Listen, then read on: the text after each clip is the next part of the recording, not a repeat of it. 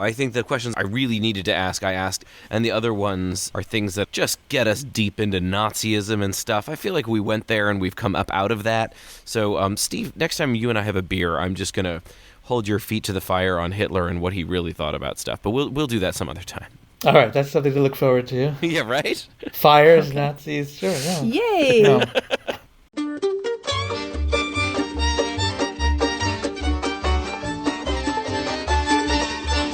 This is The Book of Life, a show about Jewish kidlit mostly. I'm Heidi Rabinowitz. Before I tell you about today's interview, I want to let you know that the Book of Life podcast can now be heard on YouTube. Go to youtube.com/@bookoflifepodcast to listen and subscribe. Today I've got two incredible authors, Steve Sheinkin and Adam Gidwitz, who joined me to talk about their most recent books, Impossible Escape and Max in the House of Spies. As many listeners know, I tend to avoid Holocaust books because I've kind of overdosed on them during a long career of working with Jewish children's literature, but both of these books are so good that I couldn't ignore them. Impossible Escape is young adult nonfiction, and Max in the House of Spies is middle grade historical fantasy fiction. They are very different books, but they also make a great pairing, as do Adam and Steve, who are friends in real life. We had a wide-ranging conversation. This episode is a little longer than most, but so worth it. Be sure to check the show notes for links to more about Adam and Steve, for a transcript, and more at bookoflifepodcast.com.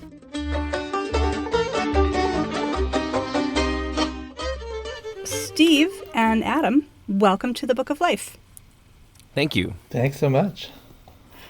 So, a blurb for Max in the House of Spies by you, Adam.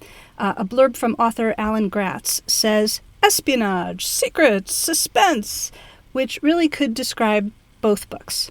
So let's start by learning a little bit about both of them. Adam, why don't you go ahead and tell us about Max in the House of Spies? What is it about? Sure. So Max is 11 years old. It is 1938. He is sent from Nazi Germany to England on the Kindertransport when 10,000 Jewish children were taken into England, but their parents were not. But when he is on his way over, two creatures appear on his shoulders.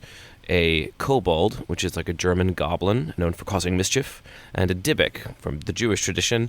It attaches itself to you and makes your life miserable. And lucky Max, he's got them both. When he gets there, he gets placed with a real historical family, the Montagues, who were a Jewish family who happened to be high up in British intelligence. And Max desperately wants to get back to his parents, to Germany. And so he tries to get himself trained as a spy. Whether he'll succeed is the question of the book. Okay, thank you. And Steve, tell us about the impossible escape. Who escaped from where and why was it so impossible? The main figure in my story, which is a nonfiction book, is Rudolf Verba, Rudy. He's 17. It's during World War II, and he knows Jews are being rounded up in his home country of Slovakia. He wants to fight the Nazis. His mother tells him this is impossible, and page 1 is him leaving home. Where the escape part comes from is that he gets swept up into the camps and winds up eventually in Auschwitz. And this is his story of his survival in the camp for almost 2 years, but also his unending determination to get out and how he did it. These two Holocaust books are kind of polar opposites. We've got fiction and nonfiction, we've got fantasy and reality, but they both have strong, highly intelligent heroes who achieve nearly impossible things. So what drew each of you to your subject matter? And after so many books on other topics, why write a Holocaust book now? I have been wanting to write a story about the Kindertransport for many, many, many years. When I was growing up, a very close family friend of ours was Michael Steinberg, who's a music critic. If you ever went to a symphony concert, often the concert notes were written by Michael. He was one of the children, one of the kind, as they called them, on the Kindertransport. He got out in 1938 at the age of 10. And so I've been aware of that story for a very long time. Always thought it would make an incredible novel if I could figure out how to tell it right. But I didn't have a good way in. And then I got really into reading the true spy stories of Ben McIntyre.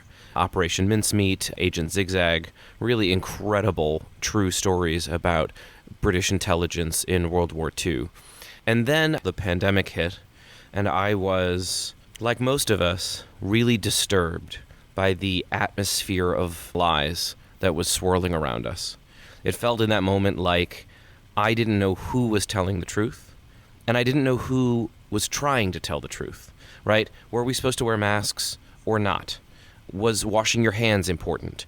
Was being outside safer? Should we be injecting bleach into our veins, right? Some people were clearly saying things that were intentionally false, and other people were saying things that were well-intentioned. I started thinking about, why? And why would people lie when they knew it was a lie? And why would people commit themselves to lies, right? It wasn't that Trump told people to inject themselves with bleach. It was that some people did it.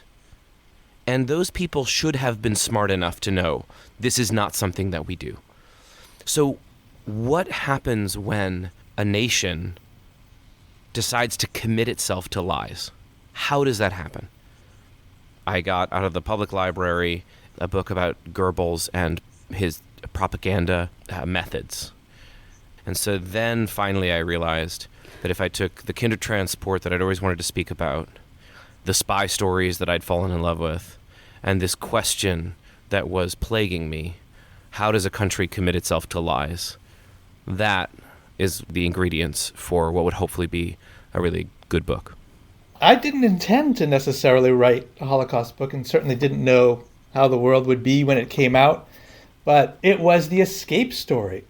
As a collector and lover of true stories, it's basically what I do for a living. I'm particularly drawn to spy stories and escape stories. That's initially what drew me. And of course, the story is much bigger and more complex than that, and requires the historical context of World War II and the Holocaust and the Nazis.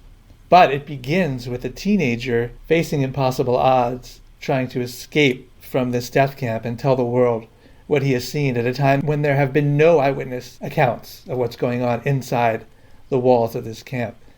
So that, in a nutshell, is what drew me to the story. Steve, your story is told from 2 points of view. Why include the perspective of Rudy's future wife, Gerda?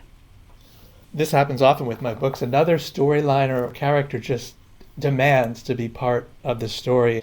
I started with Rudy's story. He has a friend named Gerda who's a couple years younger, also a Jewish kid. She had a crush on him, but he didn't return it or even recognize it. I mean, he was 14, she was 12. They are separated, of course, by the war. And they connected again. After all his efforts and escape and getting out of occupied Poland, he had made his way back to their home country. She had been in hiding in various places throughout the war. And they had this reunion that she kind of expected to be she even in her head and described, I really expected it to be a Hollywood moment. We would fall into each other's arms. And even by the way she hugged him and felt his body tense, she knew that he wasn't the same person anymore. And how could he be? They eventually married, though. But having those dual points of view, I think, helped me move the story along. It's mostly Rudy's story in terms of just strictly word count. But Gerda's story is fascinating. It's a different perspective than what you normally hear. It also served a practical purpose. For instance, she could listen to the radio that he couldn't. And so when I wanted to give a bit of a war update, that was a practical way of doing it. I could say, and she listened to the news, or she could even hear the BBC. And that was a way of getting in the war updates that I needed in order to keep the timeline moving toward the climactic action. I love the book, Steve, and I really love that moment when they reconnect, when she looks in his face and his eyes and sees that he's not who she expected, and yet knowing that they will get past that and that she will find some other way of understanding is so beautiful.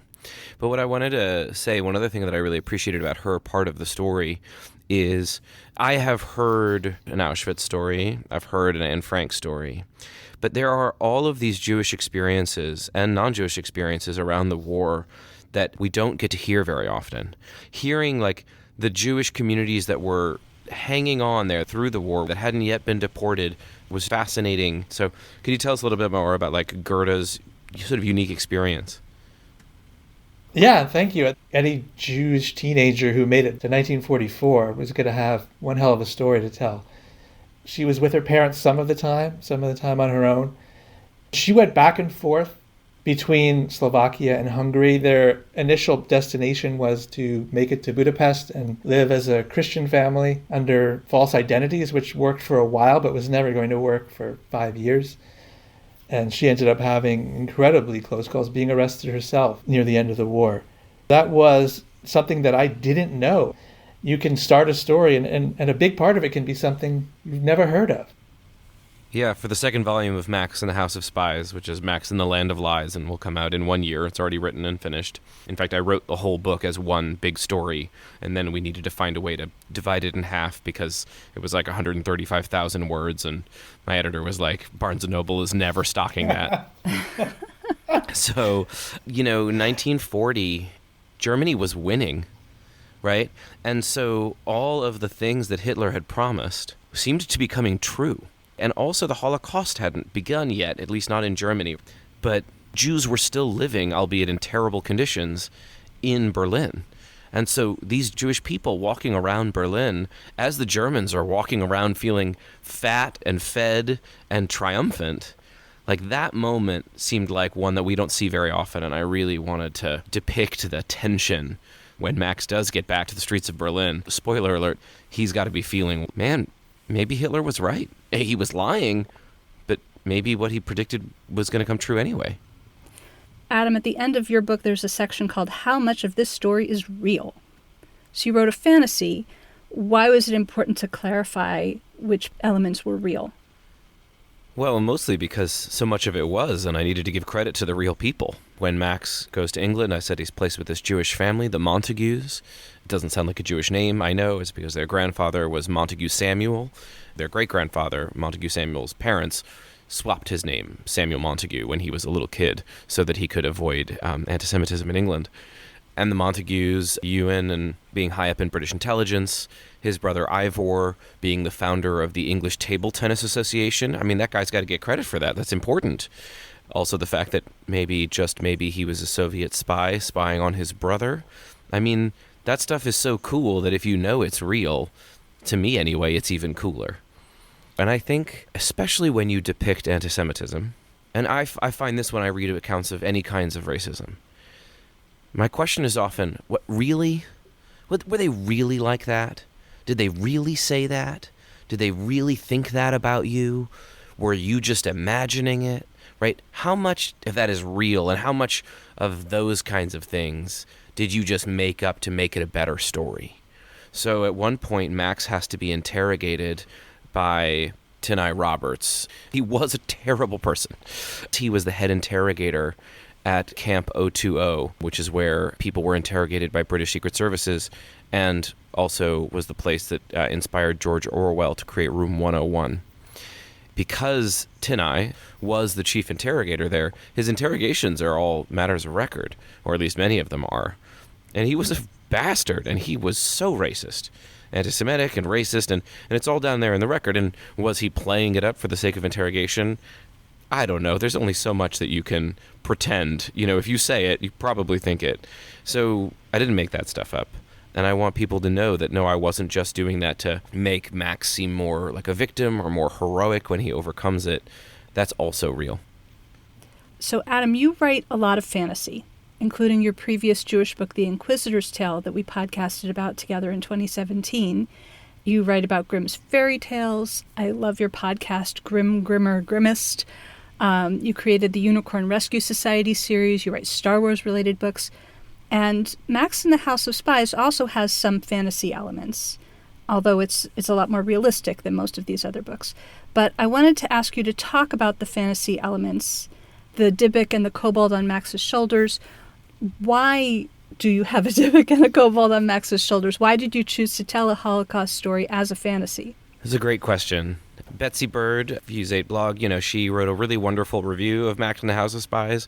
Her main criticism was the kobold and the Dybbuk could have come right out, I think is a direct quote, is what she says. And from a plot perspective, in the first volume of the book, that may be true. In the second volume, they're required by the plot. But it is a dark time for a Jewish protagonist. And it was important for me both to have plenty of opportunities for humor and they're essentially Statler and Waldorf sitting on his shoulders, heckling him the whole time. It's an opportunity for me to write in accent. I love writing. I mean, one sounds like a high German professor, and the other sounds like a vaudeville comedian. That was fun for me. But also, Max is fundamentally alone, separated from his parents. In this country he's never been to, surrounded by a whole bunch of anti-Semites. I'm talking about England now. And he's got to figure out how to survive there. And I wanted him to have somebody to talk to, somebody to reflect his feelings off of, so we could see him and his internality. I guess the other major influence for this book that I really should have mentioned is John le Carré novels. And in John le Carré novels, often the characters are doing things and you don't know why they're doing them. And then finally there's a reveal and you're like, oh, that was amazing. So there are a couple of times when Max is doing things and you're like, I don't know why he's doing that. And it was nice to have Stein and Berg, the kobold and the Dybbuk, also being like, Max, baby, what are you doing? Explain yourself. Just help the kids understand what was going on. I have already had a bunch of kids and grown-ups come up to me and say that they were their favorite part of the novel. And so I feel very pleased that they're there. And if you don't like them, feel free to skip them. It's fine. Whatever. I think they're very important. I love them. I love the book. But of course, there are different perspectives. I had someone just at a school this week tell me she didn't think Goethe's story was necessary in my book. I love the similarities between our books, which seem to be so different. And one of them is, yes, we're trying to get at really dark times in history that kids probably don't know very much, if anything, about. But it's got to be done through story to be effective. And my background in textbook writing, I'm very well aware of how poorly that works when you just present things as names and dates, facts to remember, until the test, at which time you just forget. So yeah, having humor where possible, having story is super important in both of our books. And I think otherwise the stories would be both too dark and, quite frankly, not very compelling to read. Could I ask a question about your, rules, I guess? My rule for the historical fiction fantasy that I write, both Inquisitor's Tale and this book, is it can't happen if it couldn't have happened. And my only two exceptions are Max being sent to Germany as a 12-year-old spy, and Stein and Berg because, well, I mean, it could have happened, but we don't have any evidence of that. And I put that right up front in the author's note, that these are the two things that are fantasy. But otherwise, if it could have happened and we don't have a record of it, then it could be in the book. But Steve, you have a very different standard. And, I was struck, I think in the prologue of the book, you have a beautiful description of warm lights in the cafe windows or something like that. How do you get details like that? And how do you get it within your rules? Yeah, that is so important. And throughout my career, I've been really careful and I think gotten better at source notes. They've gotten longer anyway for each book. I've yet to meet a middle school kid who reads them, but maybe one day I will. But they're in there for that very reason. How do I know these things? How do you know? It's always from primary sources. That's the only reliable source there can be. And I'll stack the deck, honestly, in my favor. If those sources don't exist, I'm not going to tell that story. So Rudy did thousands of pages worth of interviews and hours of oral histories, as well as writing his own memoir. And that's priceless stuff. And I'll pour through pages and pages and files for hours just to look for one little detail. Like as he's escaped, he gets in a cab, which is kind of darkly funny way to escape the Nazis, to get in a cab. He just wanted to get over the first border, which would have been Hungary. Well, what happened in the cab? Well, he describes that. It's beautiful. It's priceless. He didn't have enough money. The cab driver's mustache was tobacco stained. The seat kind of crinkled as he lay down to get out of sight. It began to snow, which he saw through lights of this town along the border, knowing now that it's time to get out and trek into the woods. So all of that stuff, I collect like a miner and hold on to it because I want all those elements. I'm not kidding when I say I'm jealous of novelists sometimes who can invent them, although of course that's a gift and a skill too. But the most important part of my research for me, again, we're coming back to story, is to collect the elements that allow me to tell my books as stories. And I want those characters, plot twists, high tension, high stakes leading to climactic moments. And so all of that stuff, if you're lucky, is in the sources. Steve, at the conclusion of your book, you specifically choose not to tell us the takeaway. And you say so. You explain that you're not going to do that. So talk about why you made that decision. I wrestled with that. At first, I thought, well, I guess I have to have some sort of summation. Though I don't usually do that in my books, but I just felt like, all right, sometimes you do have to jump in, and after this big, complicated story, what do you say? I went back to the sources, as always. Let me just see, what would Rudy say? Because maybe he could get me out of this jam. I'll just quote him. He had a whole career as a chemist and scientist, very successful, long career, lived all over the world. But he also did a lot of Holocaust education, a lot of talks, and particularly found it meaningful to talk in schools. So I said, let me find out about what he would say. And it was a little difficult because we don't have recordings of those talks, although I found articles, clippings. But the best note I got was from someone who knew him, someone at university in Canada where he had worked, who was also a Holocaust survivor.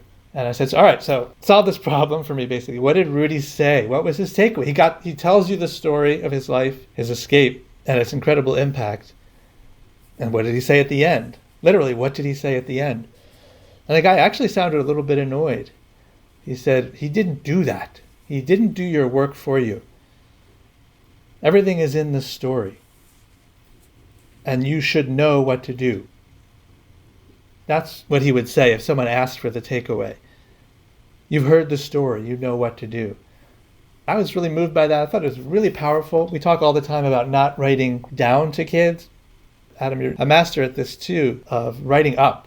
We both, I know, have this goal of respecting the reader's intelligence, and I think it's a really powerful tool to get this story, but I don't think we need to tell readers how to use it. That ending is so powerful. The way you wrote it is beautiful. I had a similar insight when I was trying to compose this book. One of the major questions of the book is, if we have to choose between what we love and the truth, what do we choose? And one of the reasons I was thinking about that so much is going back to the research and reading I was doing when the pandemic began. And this is going to sound awful, but it's a Jewish podcast, so I can talk about it here and know where I'm standing and coming from. Goebbels was trying to make an argument for a national community. He talked about the national community all the time. And the idea of the national community was a community not divided in any way. Not by ideology, not by race, not by religion. One community where everyone came together and worked together to make a good society. And that sounds kind of nice if, you don't have to kill people in order to get there or eliminate them in other ways. I read a really incredible book called An Account Rendered by Melita Moshman. She was in the Hitler Youth equivalent for young women, and she ultimately was getting people out of their homes in Poland, resettling Jews and also Polish people. She had a whip, and she had a German shepherd. And she talks about why she was doing what she was doing. It's written as a letter to a Jewish friend of hers who disappeared during the war that she never found again. She's trying to talk about why she did this. She really believed in the national community. She was convinced by Goebbels and Hitler's rhetoric that we should have this society where there is no division between us. And only much later did she realize the horrible costs of that. Melita truly loved Germany. She loved it. And she had to make a choice. She knew the truth about Jewish people because one of her best friends was a Jew as a teenager. So she had to choose between the truth on the one hand and her country on the other hand, at least as she saw it. And she chose her country. And it's easy for me to say she chose wrong. But I know that there are many situations, including right now, today, in many ways, where I often let my emotions cloud my moral judgment. And the reason I feel like this is really related to what Steve was talking about is my editor once told me that my best books are the ones where I ask a question that I do not know the answer to. And so in this book, I'm trying to ask a question that I don't know the answer to. And I have it in the beginning of the book, a sort of paraphrase of Albert Camus: between the truth and my mother, I choose my mother. I don't know which I would choose between the truth and my mother, but that's the book that I wanted to write, the question I wanted to write. So it's so amazing that, Steve, also at the end of yours, we both get to this place where it's like, there isn't an easy takeaway, and maybe that's because of the subject matter, right? It is too big and too complex to have some neat and packaged takeaway. So just read the story. And because I would argue that curiosity is so powerful that it is a great and maybe the best, maybe the only antidote to prejudice, to hatred, which is always based in lies. And I think kids today are frankly smarter than we were in middle school and high school. I know they're more evolved in terms of how they think about each other, how they don't divide each other as much as we did. Don't use a lot of the same derogatory terms. They're just smarter. And that is, in a world where it's so easy to get discouraged day after day, I think it's the most encouraging thing I see. Well, it's really interesting you say that, because I was going to ask you, in later life, Rudy believed that the mentality and danger of the Holocaust are still with us. It's something you talked about towards the end of the book. So, as students of history, this question is for both of you. What are your thoughts on that? Do you think he's right? Unfortunately, yes, is the short answer, because it does come down to that instinct, whatever it is that Adam was just talking about, how easy it is to divide ourselves into groups and judge others, rank others, especially if we benefit from that. There's something very human about that. It's not even political. It's way beyond or before politics. That is definitely still with us. I do think, like I said, young people are getting slowly better at handling that. I think it's a form of evolution. Of course, will take a very long time. But is it still with us? I suppose the short answer has to be yes. I completely agree. Steve said you have an incredible quote. Page 216 of your book. You're rubbing off on me. I got to cite you here. Rudy was sure he'd done the right thing. The only way to fight big lies, he argued, was with aggressive doses of the truth. And I read that and put a lot of stars all around it, because in the second volume, Max in the Land of Lies, Max has a very similar question that he faces. He sees that part of the problem is that these people have bought these big lies. And in fact, there's a climactic scene when he realizes that Hitler himself has started believing his own lies. And what Max realizes he has to figure out to do is he has to find an antidote to big lies. This is all spoilers. I apologize, everyone. And what he realizes is the antidote to big lies is small truths. And so when a kid who may not believe in the Holocaust, right, who has swallowed some of the big lies that are still floating around today, reads Impossible Escape, the humanity of those characters, the details of the story are a better antidote to the big lies that they've swallowed than anything else, I think. That's beautiful. I love that. Yes, thank you. For each of you, as a Jewish writer, did you connect to this most recent of your books in a different way than you do to most of the other books you write, which are not Jewish stories? Yes, short answer, definitely yes. Yeah, definitely. And that made the research more intense. I thought a lot about what did I know at this age, being a young adult? What would I have wanted to know? What would have inspired me to know more? Yeah, you can tell I'm having a hard time even describing it. The research felt more emotional. I went to Poland and Slovakia too, and that felt very powerful. I wouldn't be here if my ancestors had been there at that time. They got out a couple of decades before, but they were from that exact area. So yeah, it all had a personal feel that was unlike anything I had done, and maybe that's the reason I hadn't approached or attempted the story until now. I haven't thought about that until you just asked. I got a chance to think about it while you were answering, so I have the advantage here, but feel free to jump back in, Steve, if you're like, wait, and also, as you were talking about it, I was thinking about specifically one passage. One of my favorite characters in the book is Lord Victor Rothschild. Lord Rothschild was the richest person in the world, probably. He also happened to be obsessed with explosives and spy toys, and he made explosive devices for the British clandestine services, which is just the coolest thing ever. Max gets to have dinner with him one night, and they have this conversation that echoes a conversation that I've been having in my head about my Jewishness a lot recently.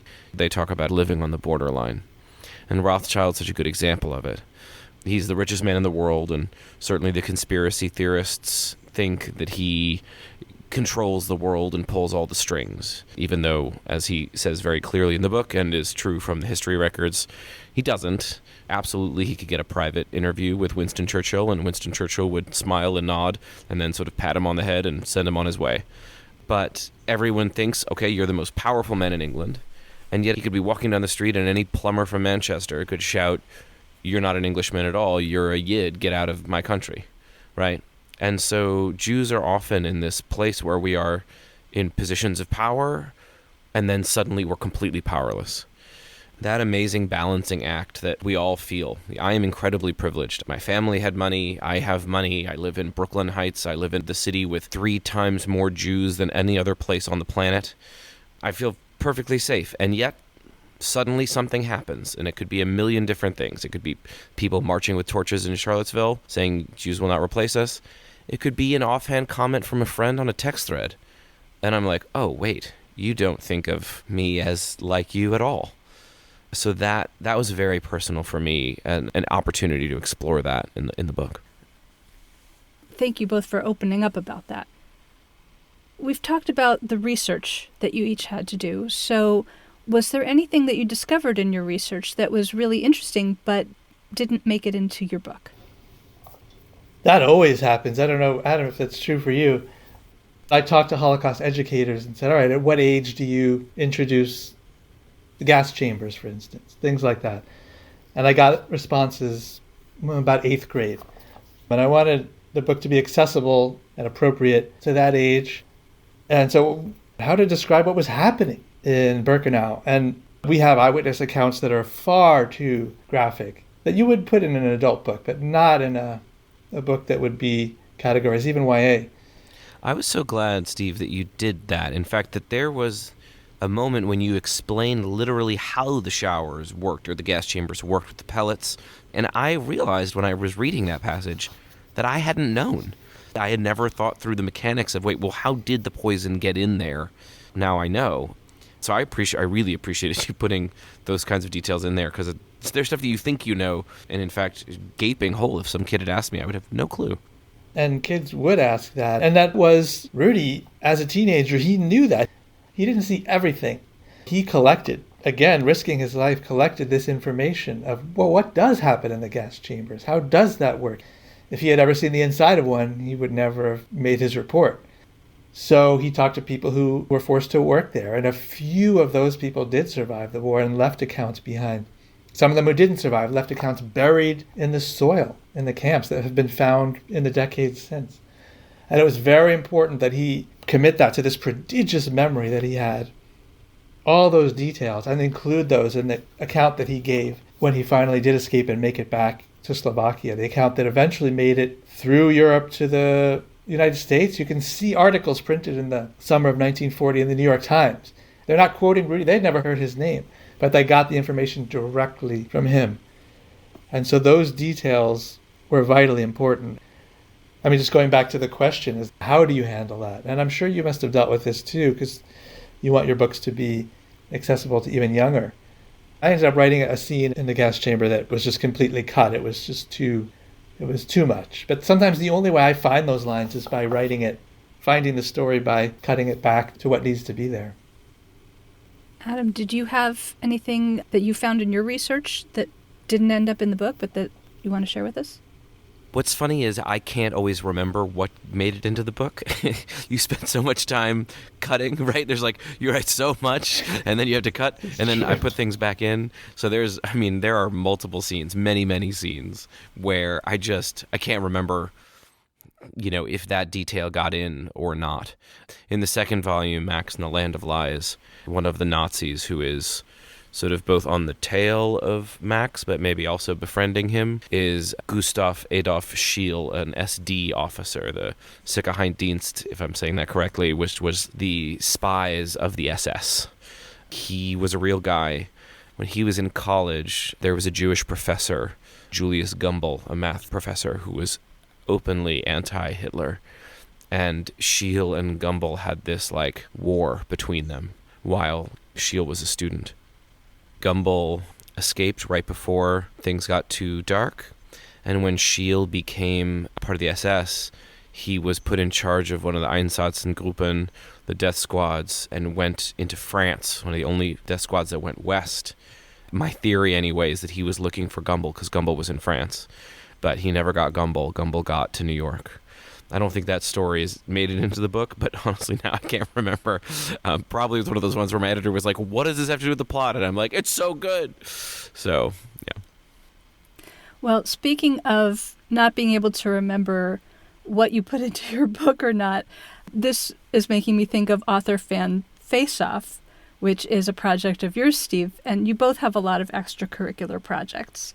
I also mentioned Adam's podcast, Grim, Grimmer, Grimmest. So can you each tell us about your various book-related projects?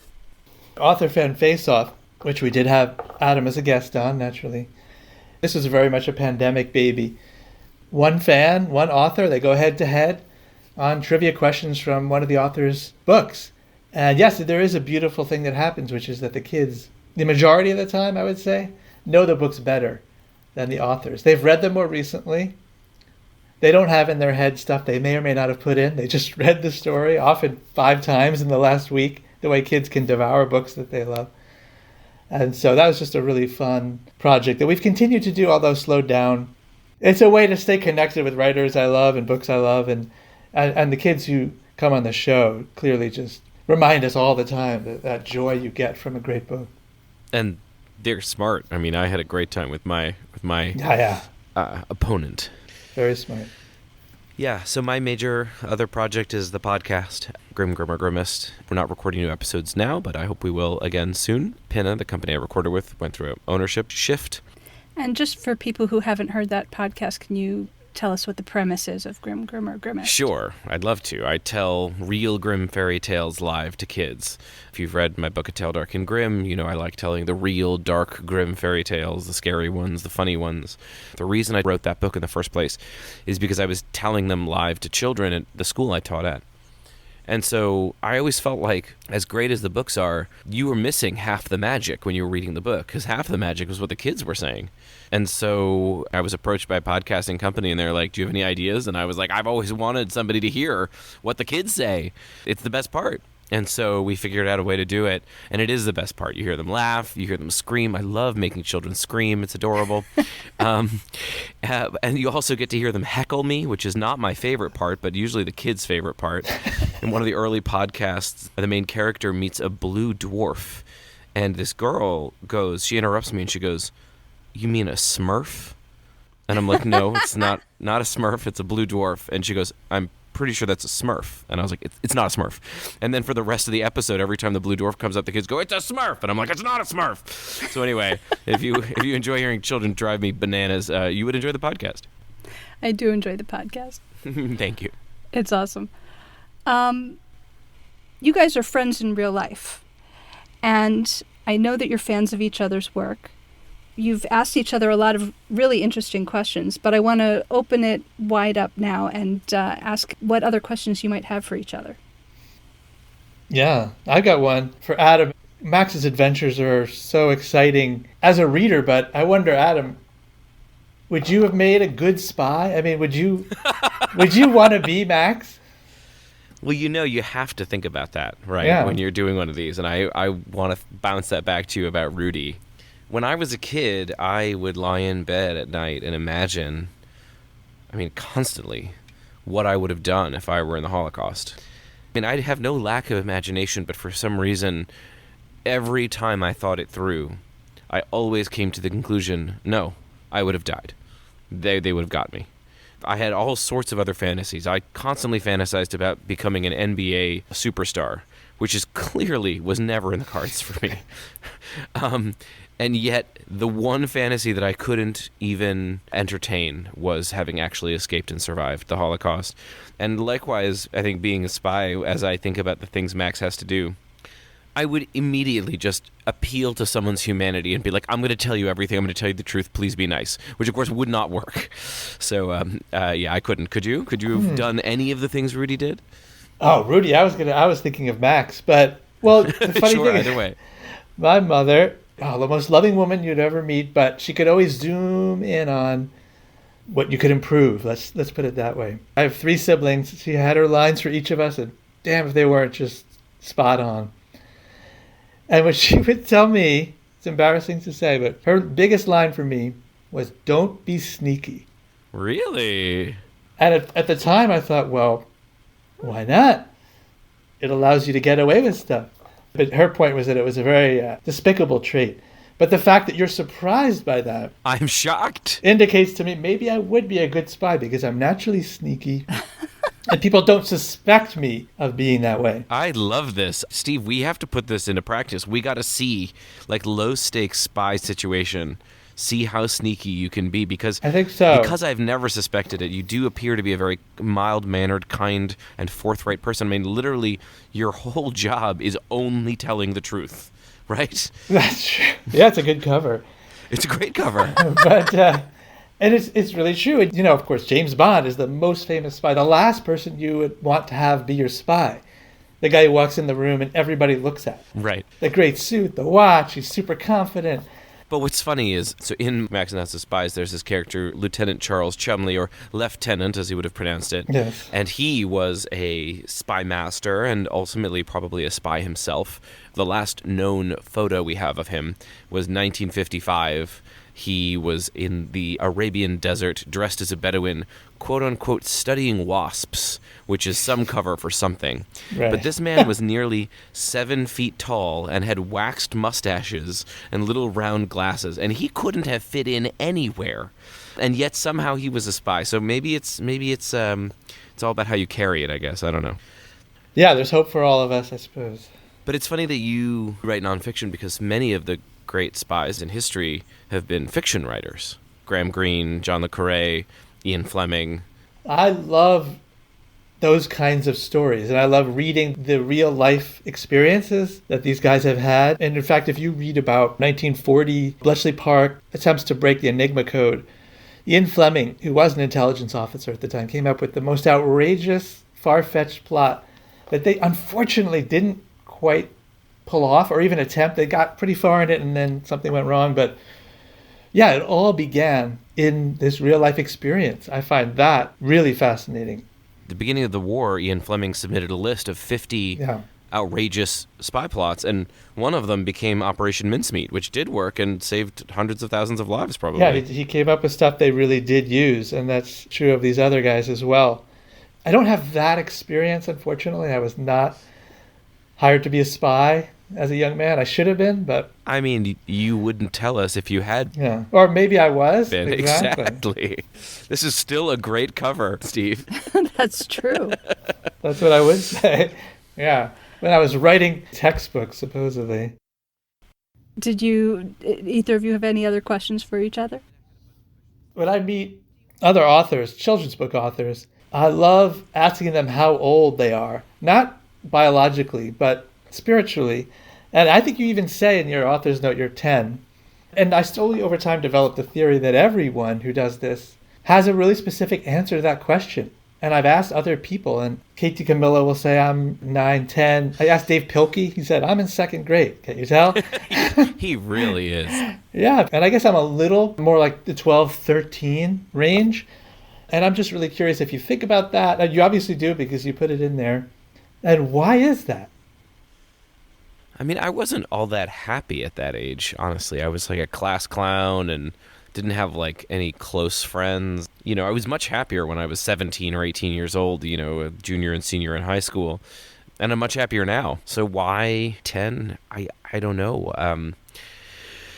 It was before all that gross kissing stuff started. That stuff really kind of ruined everything. And so there were times that were the most glorious in my life, I suppose, when you're just like running around playing football at recess and you come in sweaty and you don't care that you're sweaty, and then you fall off your chair laughing at something. I mean, I used to teach 5th grade, and it was that golden time when they had learned so much and they had become really good at their skills, and puberty hadn't set in yet for most of them.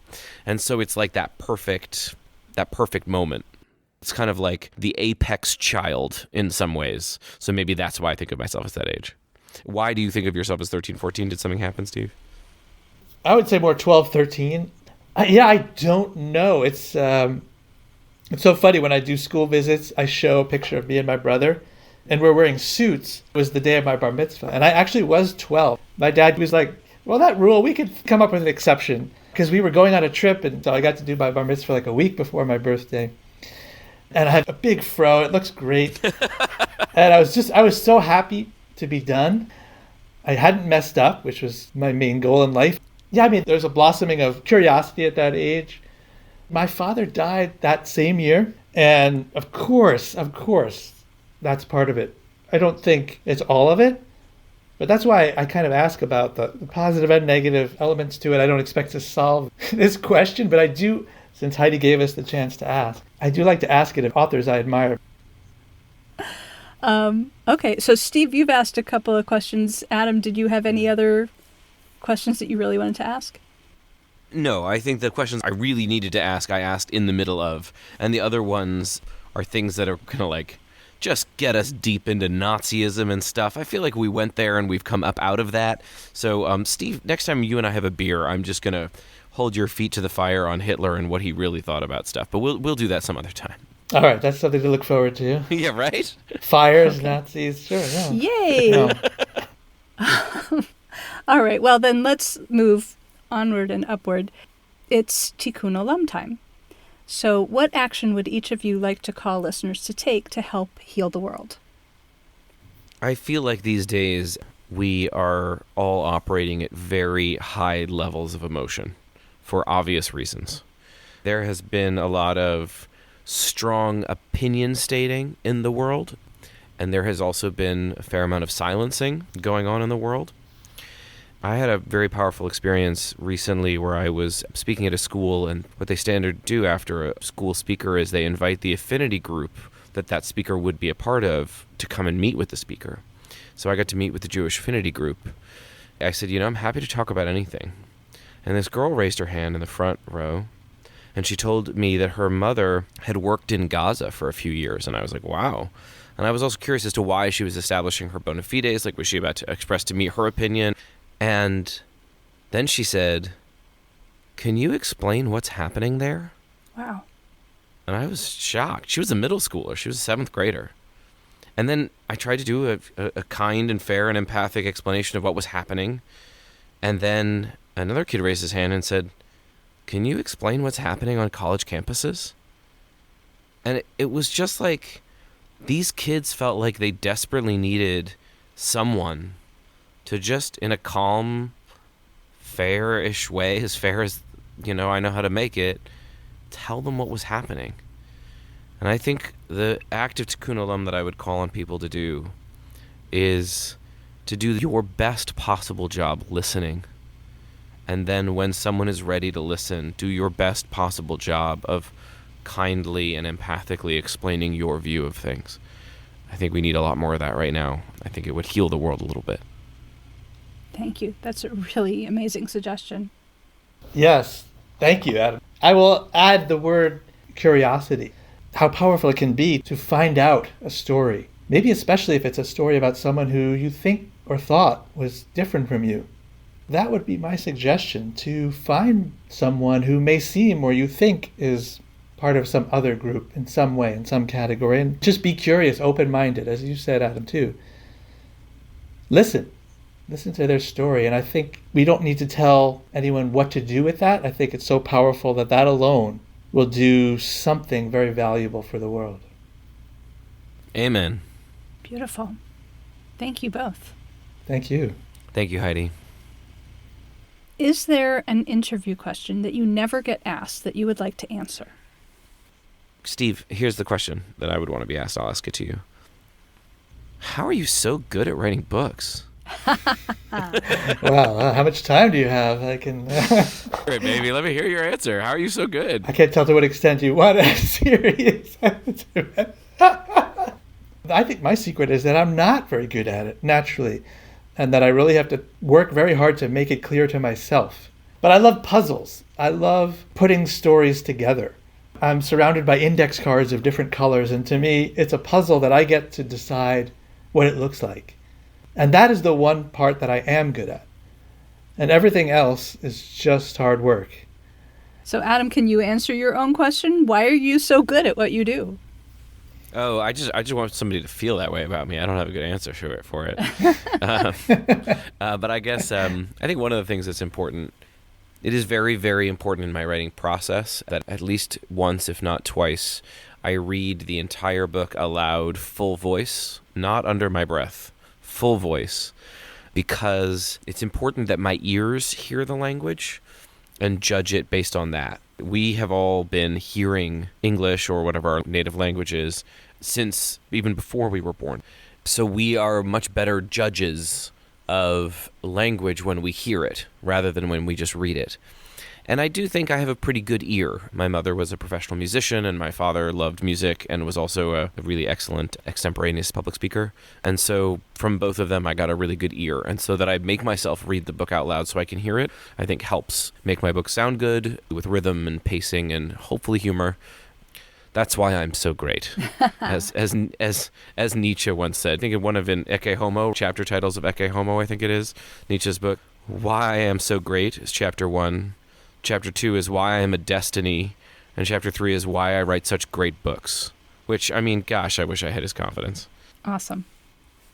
All right, that was good. I'm glad you came up with that. What are each of you working on next?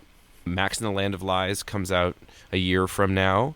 I'm very excited for you all to read that. I think a lot of the big questions get a lot deeper in that book. If you like the first one, I hope you will spend time with the second one, because it's where I really get to sink into the toughest questions. And then I have the graphic novel coming out after that, which is adaptations of the Grimm fairy tale podcast. And I'm currently writing a book about my great-grandfather, Papa Jake, who was the first Gidwitz to come to this country. He was a peddler of pots and pans, and he peddled in the Mississippi Delta, eventually established a credit store for black sharecroppers. And the interaction between Papa Jake as a Jewish immigrant and the black sharecroppers and what happens is an amazing story that I got from his memoir. And so I'm trying to figure out how to put that into a novel. Cool. Wow, that is very cool. I, too, have a couple of graphic novels that I've written that are being illustrated. It takes a very long time. It's incredibly intense. My very first books that I ever did were my own graphic novels called The Adventures of Rabbi Harvey, and I drew those. They're nice, they're good. But at this point, when I write these more ambitious historical sagas, it's nice to get a professional artist to do those books. So those are in the works.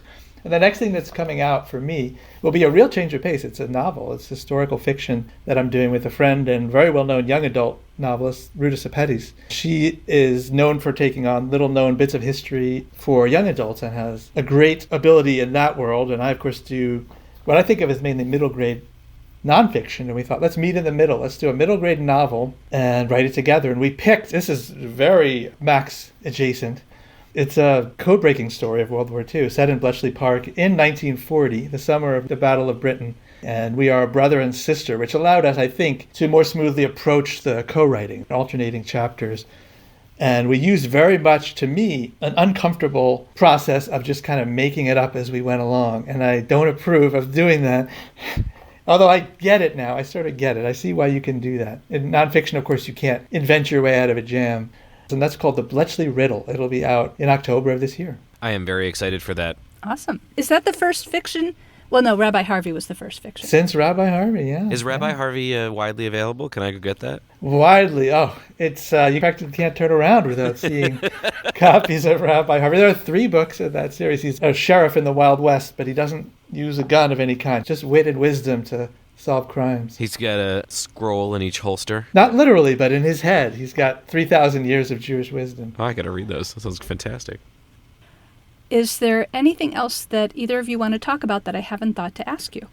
I would be curious to hear, Adam, I don't actually know where you grew up, but was it in New York City? No, I grew up in Baltimore. Okay. Did you face incidents of anti-Semitism as a kid? Was that something that was part of your experience? Not in direct experience, because the school I went to had been founded as a Jewish school, though it wasn't anymore, and I went to a Jewish summer camp, so I was around a lot of Jewish kids, but I certainly experienced it the way that we all do when we just encounter the way people talk in the world. I was on a summer program, and there was a kid from Louisiana, and he said, like, "Oh my God, that guy totally Jewed you." And I was like, "What?" And I'd never heard that phrase before. And only after I was like, dude, that's really offensive. And then I was like, oh, wait, gyp is probably the same thing, because we used to say I gypped you all the time. And I was like, oh, man, I should probably stop that. And then when I read, I am rather empathic, no matter who the speaker is. I am empathizing with their position. I want to understand it. I think it is one of the things that makes me a decent writer. It's important that I am empathic with every viewpoint in my book, even the ones that are horrendous. And so when I read about the Nazis, when I read about the KKK, when I read about people who hated me, when I read Autobiography of Malcolm X and about Elijah Muhammad's views about Jewish people and white people, it hurts, and yet I'm thinking about it and trying to understand it as if there's really good reasons for them to hate me. And so, yeah, I mean, I wasn't targeted in any real way, but I think even when you're not, you live with it. How about you? When you said reading experience, my mind went to reading books that I loved as a kid and then rereading them more recently and realizing the anti-Semitism that was in them that I simply did not see. So blocking it out, the opposite of what you're saying. A book like Mutiny on the Bounty. I love this sea adventure. Nothing to do with religion. And yet, there's one person who's identified as the Jew. And of course, he is the greedy, acquisitive guy who sells rotten cheeses to the crew, because he can make a buck doing it. And no one else is identified by their religion, but this guy is the Jew. Agatha Christie does this in her books. I used to love her books. And you go back and read them, it's like, wow, I just didn't see it. I wonder what I was doing mentally there. And I too grew up in the suburbs of New York City, and lots of Jewish kids in my school. For whatever reason, the cross-country team was the bastion of white nationalism. So the kids would make fun of me for being Jewish, but they didn't know why. It wasn't frightening. They weren't threatening to beat me up. Of course, it made me feel bad. But I also knew that they didn't know what they were doing. I somehow sensed that this was fundamentally different from how it must have been in Europe before World War II, where it was just ingrained in the DNA of the culture. And yet, there are so many instances in those stories, including in Impossible Escape, when Gerda's friend starts saying some really horrendous things. Yeah, you Jews need to learn how to work hard or something. Something just so inanely stupid. And Gerda's surprised. Yeah. Right? I think that, anti-Semitism, when it comes up in your face, almost no matter the circumstance, almost, is still shocking. There's an incredible story from Into the Arms of Strangers, which is the first-person accounts of the Kindertransport. Incredible book. And I think it should be number one reading list for middle grade readers if they're trying to learn about the Holocaust. Number two, obviously, Max and the House of Spies. And then when they get a little bit older, Impossible Escape, obviously. But in Into the Arms of Strangers, there's this story, and I have it in Max and the House of Spies, I retell it, where people are being attacked in the streets, windows get smashed. This is during Kristallnacht. And a mother calls up the police and says, help us, help us. And the police ask her name, and it's a Jewish name. And they laugh, and they hang up. And the idea that you would call the police and they would laugh at you, nothing more horrifying. But also the idea that even in the middle of Kristallnacht, people expect to be treated like humans. And every time we're not, it shocks us and it hurts us. What more vivid example could there be? Wow. And Heidi, where did you grow up? I grew up in the suburbs of Philadelphia, a very Jewish neighborhood. It's the main line, but I did actually experience the most visceral incident of anti-Semitism that I ever have.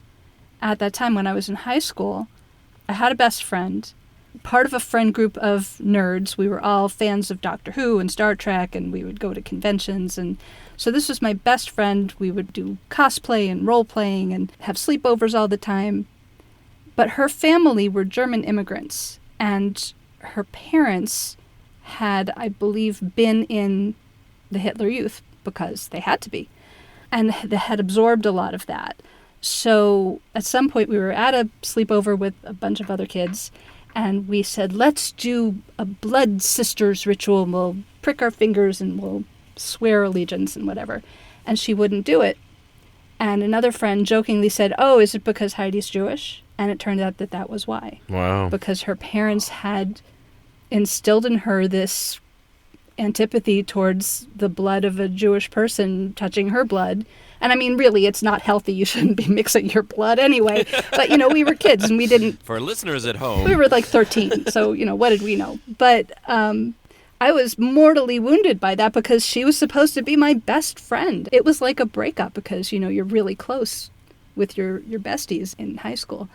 That was basically the end of that friendship, and it was really painful. That's brutal. I'm so sorry that happened. Wow. Yeah. Yeah. So, and it was so unexpected. Well, as they say, nobody expects the Spanish Inquisition, right? It's yes, exactly. All right. Well, Adam Gidwitz and Steve Sheinkin, thank you so much for talking with me. Thank you, Heidi. It was a real pleasure. Thank you so much, Heidi. Hi, this is Karen Jensen, creator and administrator of Teen Librarian Toolbox. Hey, this is Chris Barron, member of the Facebook group For the Love of Middle Grade. We'll be joining you soon on the Book of Life podcast. I'd like to dedicate my episodes to teen librarians everywhere who are trying to figure out how to serve middle grade readers and young teens. I'd like to dedicate this episode to my community and communities everywhere of friends and family, Jewish and non-Jewish, who make the time to gather around tables for Passover and Shabbat and beyond.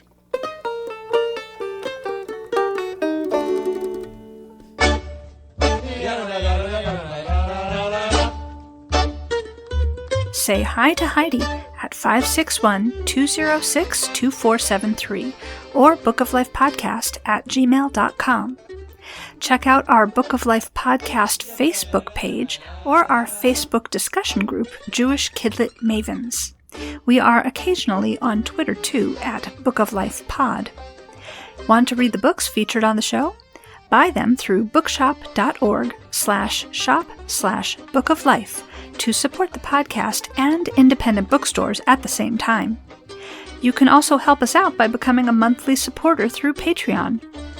Additional support comes from the Association of Jewish Libraries, which also sponsors our sister podcast, Nice Jewish Books, a show about Jewish fiction for adults. You'll find links for all of that and more at bookoflifepodcast.com. Our background music is provided by the Freilach Makers Klezmer String Band. Thanks for listening, and happy reading.